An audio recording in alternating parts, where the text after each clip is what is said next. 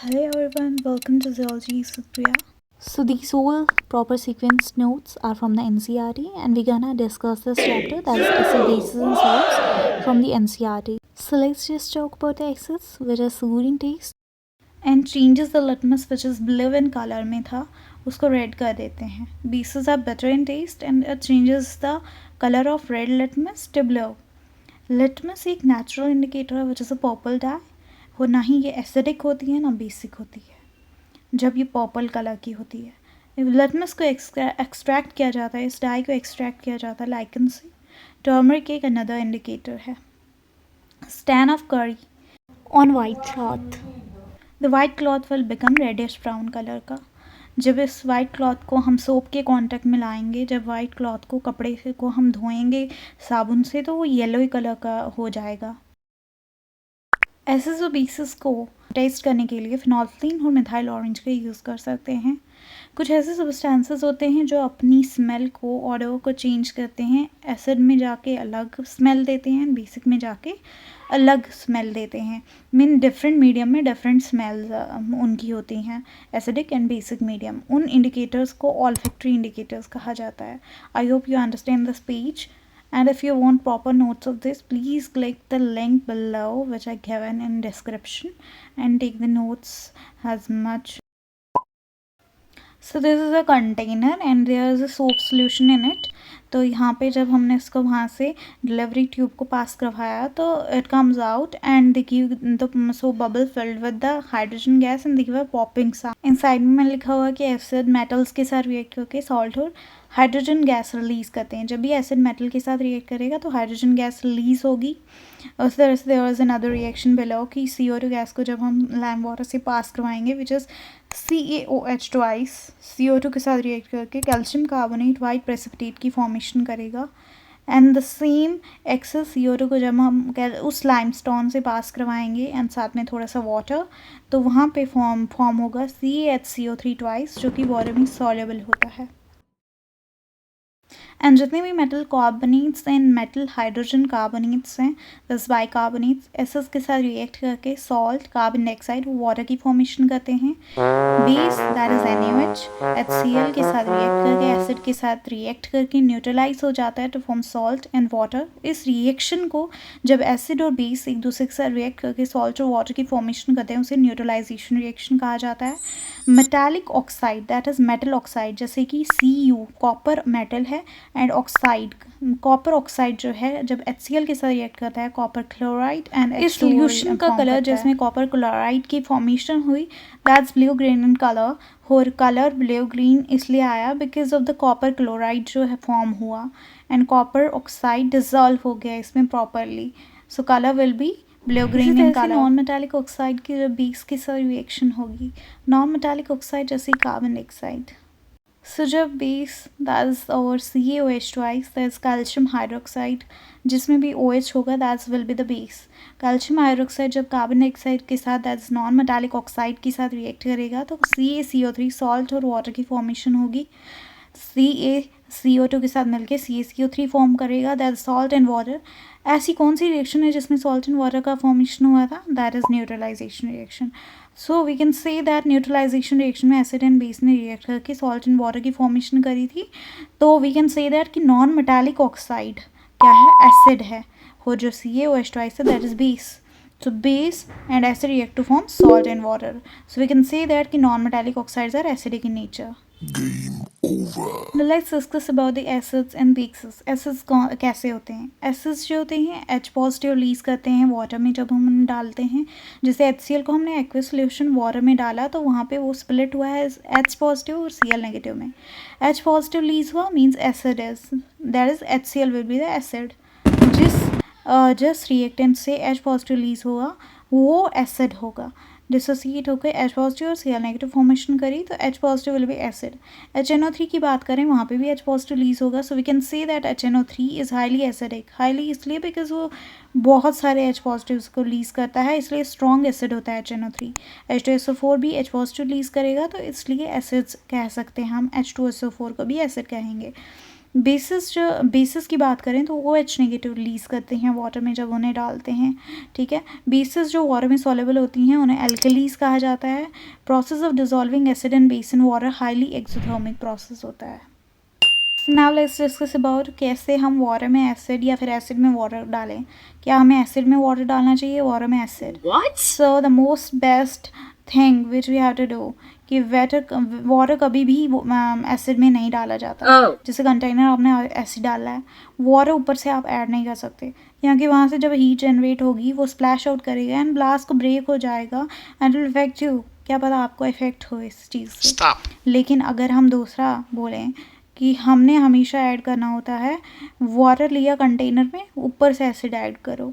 कभी भी एसिड में वाटर ऐड नहीं करना, हमेशा वो acid must be added to water. Acid को वाटर में ऐड करना है, ठीक है। स्लोली वो भी स्टिरिंग के साथ, नहीं कंटेनर में वाटर होगा और ऊपर से एसिड ऐड करते जाना है थोड़ा थोड़ा। मिक्सिंग ऑफ एसिड या बेस वाटर में, इसकी वजह से एच पॉजिटिव और एच नेगेटिव के आयंस की कंसंट्रेशन कम हो जाती है पर यूनिट वॉल्यूम। इस प्रोसेस को डाइल्यूशन कहा जाता है एंड बेस को डाइल्यूटेड कहा जाता है। यूनिवर्सल इंडिकेटर्स क्या होते हैं? मिक्सचर होता है सेवरल इंडिकेटर्स का जो शो करता है अलग अलग कलर्स एट डिफरेंट कंसंट्रेशंस पे हाइड्रोजन आयंस की सोल्यूशन में। स्केल की बात करें, दैट इज मेजर करने के लिए होता है हाइड्रोजन आयन कंसंट्रेशन को, सोल्यूशन में कितनी हाइड्रोजन आयन की कंसंट्रेशन है, उसे ही पीएच स्केल कहा जाता है। पीएच स्केल में पी का मतलब होता है potence means power, and pH scale जो होता है वो 0 से लेकर 14 तक होता है उसका। तो उसकी वजह से एच पॉजिटिव कंसनट्रेशन की बढ़ने की वजह से दे विल बी एसिडिक का पीएच हमेशा कम होता है, दैट इज़ 0 से लेकर 7 तक। एंड जो बेसिक होता है उसका पीएच 7 से लेकर 14 तक होता है। 7 से लेकर 14 तक पीएच उसका बढ़ेगा एंड 0 से लेकर 7 तक एसिडिक नेचर बढ़ेगा। जितनी ज़्यादा एच पॉजिटिव आयंस की कंसंट्रेशन होगी सोल्यूशन में, जितने ज़्यादा एच पॉजिटिव उतना ज़्यादा एसिडिक सोल्यूशन होगा। पीएच वैल्यू उतनी कम होगी, that is nearer to zero के नज़दीक, क्योंकि 0 से 7 लेकर एसिडिक होता है और 7 से लेकर 14 तक बेसिक होता है and 7 is neutral. Means less pH scale value highly acidic, pH less than 7 हुआ मोर एसिडिक, पीएच 7 हुआ दैट्स विल बी न्यूट्रल, वो न्यूट्रल होगा। एंड पीएच अगर 7 से ज़्यादा हुआ दैट इज़ 8, 9, 10, 11, 12, 13, 14 मोर बेसिक। जितने ज़्यादा वो एच नेगेटिव आयन सोल्यूशन में होंगे उतना ज़्यादा बेसिक होगा और उतना ज़्यादा पीएच ज़्यादा होगा, that is greater than 7। Acids जो प्रोड्यूस करते हैं greater number of H positive ion solution में उन्हें स्ट्रॉन्ग एसिड्स कहा जाता है। एसिड्स जो प्रोड्यूस करते हैं lesser H positive ion solution में उन्हें वीक एसिड्स कहा जाता है। अगर वो ज़्यादा ओ एच नेगेटिव रिलीज़ करें तो स्ट्रॉन्ग बेस होगी, अगर कम है O H negative that will be the weak base. हम बात करें अगर पीएच स्केल की, यहाँ पे आप देख रहे होंगे कि बेसिक जो है 7 से लेकर 14 तक है तो उसका पीएच उतना ज़्यादा होगा, एसिडिक का पीएच उतना कम होगा, एच पॉजिटिव कंसंट्रेशन उतनी ज़्यादा होगी। जितना पीएच कम उतना ज़्यादा acidic and H positive concentration उतनी ज़्यादा एंड 7 इज़ न्यूट्रल। अगर हम एग्जाम्पल्स ऑफ पीएच की बात करें तो सबसे पहले pH of blood and pure water almost 7.4 होता है। PH of milk of magnesia 10 होता है। PH of lemon juice 2.2, pH of gastric juice 1.2। Plants and animals pH sensitive क्यों हैं और क्या है इनका रीज़न, ये सब डिस्कस करेंगे।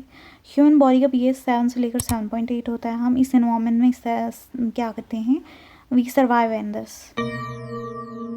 जब रेन वाटर का पीएच 5.6 से कम हो जाता है तो उसी रेन को एसिडिक रेन कहा जाता है।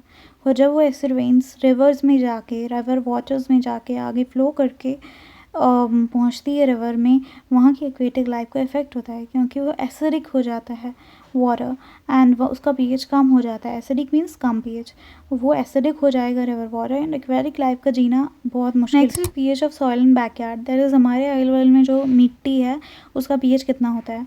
प्लांट्स की अगर हेल्दी ग्रोथ करनी है ना तो प्लांट्स को सबसे पहले specific pH range, that is उतना कम भी नहीं उतना ज़्यादा भी नहीं, इस तरह का पीएच चाहिए प्लांट्स को। अगर हम अपने डाइजेस्टिव सिस्टम की बात करें, हमारे स्टमक ऑब्वियसली HCl प्रोड्यूस करता है, जो HCl हमारे फूड की डाइजेशन करता है विदाउट हार्मिंग आवर स्टमक। लेकिन जब हमें इंडाइजेशन हो जाती है उस समय स्टमक इतना ज़्यादा एसिड प्रोड्यूस करता है और हमें इरिटेटेड एंड पैन फील होता है। इस पैन से दूर होने के लिए हम कुछ कोई बेसिस एंटी एसिड्स खा लेते हैं, मिल्क ऑफ मैग्नीशिया पी लेते हैं, तो because they are mild bases, तो ये एक्सेस एसिड्स को न्यूट्रलाइज करती हैं। Next if we talk about जब हमें दांत में दर्द होता है, ये कैसे होता है, क्या होता है इसका रीज़न।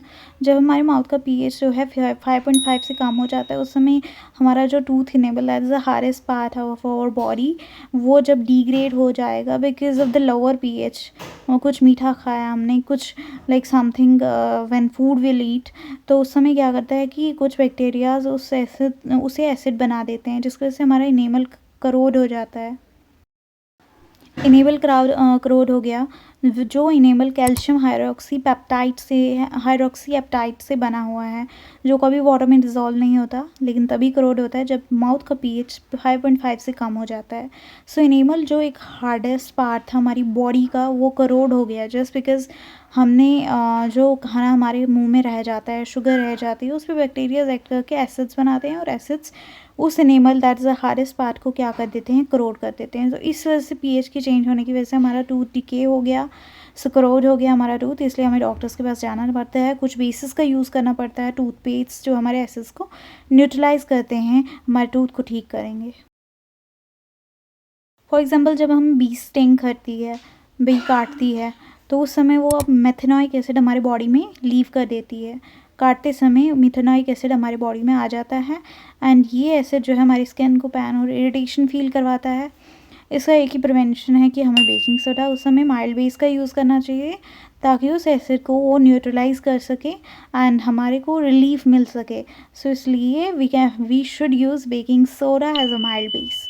और हम बात करें कुछ एसिड्स की, जैसे कि विनेगर जो मैंने साइड में लिखे हुए हैं, दैट इज़ विनेगर जो कि एक एसिटिक एसिड है, ऑरेंज जो जिसमें सिट्रिक एसिड होता है, एंड टैमरिंड में टार्मरिक एसिड, टमाटो में ऑक्सैलिक एसिड, सॉर मिल्क में लैक्टिक एसिड, लेमन में सिट्रिक एसिड, एंड स्टिंग में मिथेनॉइक एसिड, एंड नेटल स्टिंग में भी मिथेनॉइक एसिड होता है।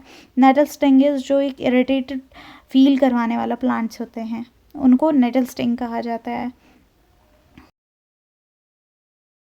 Now we talk about one by one about all the जो भी हमारे chemical compounds, like common salt use होता है as a food. Various materials में हम कॉमन सॉल्ट का यूज़ करते हैं, जो खाने में baking soda, washing soda, bleaching powder, इन सब को बनाने में सभी कॉमन सॉल्ट्स का यूज़ होता है। कॉमन सॉल्ट हमें समुद्र पानी से मिलता है, मतलब कि समुद्र के पानी से हमें सॉल्ट मिलता है, और ये कैसे मिलता है, जब सोडियम क्लोराइड सेपरेट होता है समुद्र से एज ए लार्ज क्रिस्टल्स की फॉर्म में, और उन लार्ज क्रिस्टल्स को रॉक सॉल्ट कहा जाता है। उसके बेड्स बनते हैं आफ्टर एजेस, बहुत समय बाद वहाँ पे क्या होता है, बहुत जब समय हो जाता है वहाँ पे बेड्स की फॉर्मेशन होती है, और सी जो है ड्राइड अप होने के बाद वहाँ पे सॉल्ट एक्यूमुलेट हो जाता है। उस सॉल्ट को हम वहाँ से जब सॉल्ट को जो एक्यूमुलेट हो गया वहाँ सी बेड्स में, तो उसे रॉक सॉल्ट कहा जाता है उस समय। फिर जब उसकी फिर से जैसे रिफाइनिंग वगैरह होती है, तो सोडियम क्लोराइड बन जाता है। And second compound is NaOH, that is sodium hydroxide के बारे में। सोडियम हाइड्रोक्साइड जो है, इसी जो हमने NaCl लिया ना, उसको एक्वस सोल्यूशन बनाना है, दैट इज़ वाटर में डालना है। NaCl को वाटर में डाला, उस सोल्यूशन को जब हम NaCl को वाटर में डालते हैं, उसे ब्राइन सोल्यूशन कहा जाता है। उस ब्राइन सोल्यूशन को हमने इलेक्ट्रिक करंट के थ्रू पास करवा के डिकम्पोज करके NaOH की फॉर्मेशन करानी है। इसी प्रोसेस को क्लोरोएल्कली प्रोसेस कहा जाता है। क्योंकि यहाँ पे दैट्स क्लोरीन की फॉर्मेशन होगी, एल्कली दैट्स बेस की फॉर्मेशन होगी, दैट इज़ अवर NaOH। कैसे होगा, NaCl जब वाटर के साथ रिएक्ट करेगा, दैट इज़ ब्राइन सोल्यूशन, उसकी इलेक्ट्रोलिसिस करवाई, वहाँ पे NaOH की फॉर्मेशन होगी, Cl2 की फॉर्मेशन होगी, और H2 गैस की फॉर्मेशन होगी, that is our hydrogen gas. Cl2 gas that is A9 है, तो एनोड पे रिलीज होगा, and H2 gas that is positive, H positive होता है, कैटाइन है, तो कैथोड पे रिलीज होगा।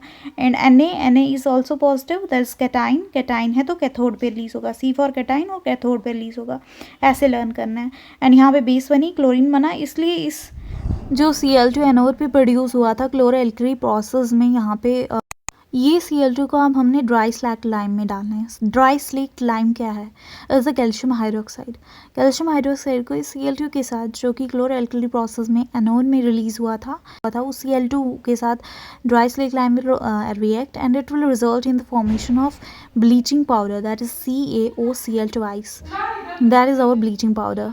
There are some uses of bleaching powder. First use ये है कि ये कॉटन हो लाइनिन इंडस्ट्री जो होती है ना, टेक्सटाइल इंडस्ट्रीज़, वहाँ पे यूज़ होते हैं ब्लीचिंग पाउडर्स।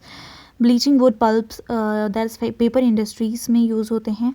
ऑक्सीडाइजिंग एजेंट भी bleaching powder has oxidizing agent use होता है।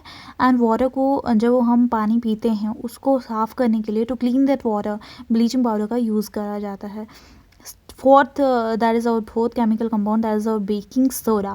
Baking soda is NaHCO3, sodium hydrogen carbonate भी इसे कहा जाता है। जब हम कॉमन सॉल्ट को वाटर CO2 के साथ रिएक्ट करवा के साथ में NH3, तो NaHCO3 की फॉर्मेशन होती है।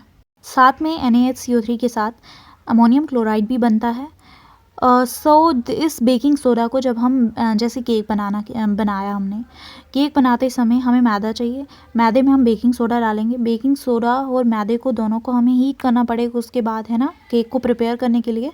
उस हीटिंग के दौरान वो सोडियम हाइड्रोजन कार्बोनेट टूटता है Na2CO3, that is sodium carbonate में, जिसे वॉशिंग सोडा भी कहा जाता है, और dry washing soda without water.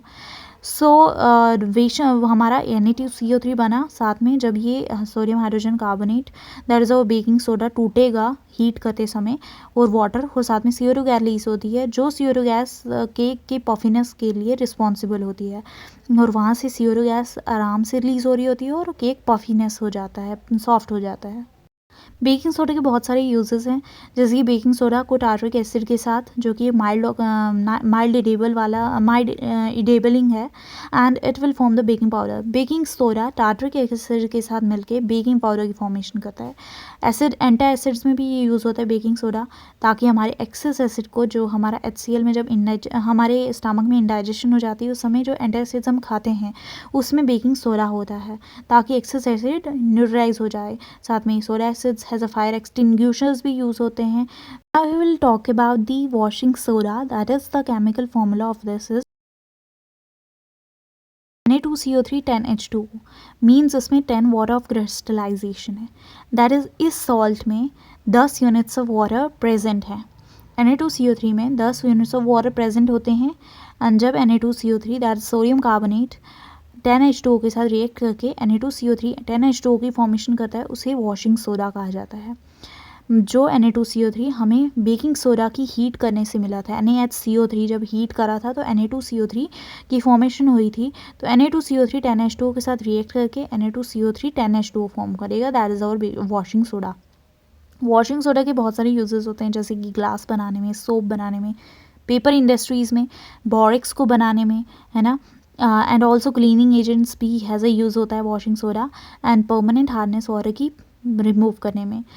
अगर हम बात करें जैसे इस वाटर ऑफ क्रिस्टलाइजेशन के बारे में, एक्चुअल में है क्या water of crystallization? Fix number of water molecules present होते हैं जो एक यूनिट ऑफ सॉल्ट में, जैसे Na2CO3 एक यूनिट ऑफ सॉल्ट है, उसमें कितने वाटर ऑफ क्रिस्टलाइजेशन प्रेजेंट हैं, कितने फार्मूला यूनिट्स प्रेजेंट हैं, तो उसे कहा जाता है water of crystallization. Means fix number of water molecules कितने प्रेजेंट हैं उसमें, फिक्स्ड होते हैं हमेशा। Like this was an experiment perform on the copper sulphate. Copper sulphate जो एक ब्लू कलर का होता है कंपाउंड, एंड बहुत वो ड्राई दिखा, सीम्स टू बी ड्राई, ऐसा लगा कि ये ड्राई पाउडर की फॉर्म में होता है। बट CuSO4 को जब हमने हीट किया तो वहाँ पे CuSO4 साथ में वाटर, 5 वाटर के मॉलिक्यूल्स रिलीज़ हुए, 5 वाटर के मॉलिक्यूल रिलीज़ हुए, और CuSO4 जो कि ब्लू कलर का दिख रहा था वो वाइट कलर में चेंज हो गया हीटिंग के बाद। उसमें जो जितने fix number of water molecules थे उतने रिलीज़ हुए उस समय। CuSO4 5 वाटर ऑफ क्रिस्टलाइजेशन होते हैं उस मिले, जो हमें एक्सपेरिमेंट करते समय मिले, that is the 5 water molecule. And if you talk about the gypsum, that is our last one, CaSO4 2H2 formula इसका।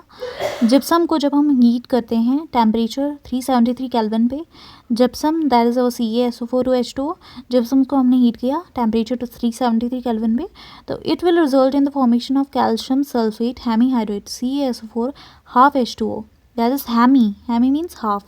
सो कैल्शियम सल्फेट हेमीहाइड्रेट की फॉर्मेशन होती है जब जिप्सम को हम हीट करते हैं। जिप्सम एक हार्ड सब्सटेंस है, हीट करके एक पाउडर की फॉर्म में हो जाता है, and results in the formation of plaster of Paris, जो कि यूज़ होता है एज अ फ्रैक्चर, बोन्स जब फ्रैक्चर हो जाती हैं एज अ प्लास्टर यूज़ होता है। सो जब CaSO4 2H2O को हीट करके हमने CaSO4 हाफ H2O बना, उस समय पे कितने वाटर मॉलिक्यूल्स रिलीज़ हुए? Tell me in the comment section. So CaSO4 half H2O form हुआ, कितने वाटर मॉलिक्यूल्स रिमूव हो गए वो मुझे बताना है नीचे। And now plaster of Paris एक वाइट पाउडर होता है, जब हम इसे फिर से वाटर के साथ रिएक्ट करवाएंगे CaSO4 हाफ H2O को फिर से हमने 3/2 वाटर मॉलिक्यूल्स के साथ मिक्स करवाया तो जिप्सम की फॉर्मेशन हो जाती है दोबारा, and results in the formation of CaSO4 twice H2O again which is a hard solid mass. Plaster of Paris के बहुत सारे यूजेस है, जैसे कि खिलौने बनाने में, मटेरियल्स को डेकोरेट करने में, साथ में सर्फेसेस को स्मूथ बनाने में। सो या दिस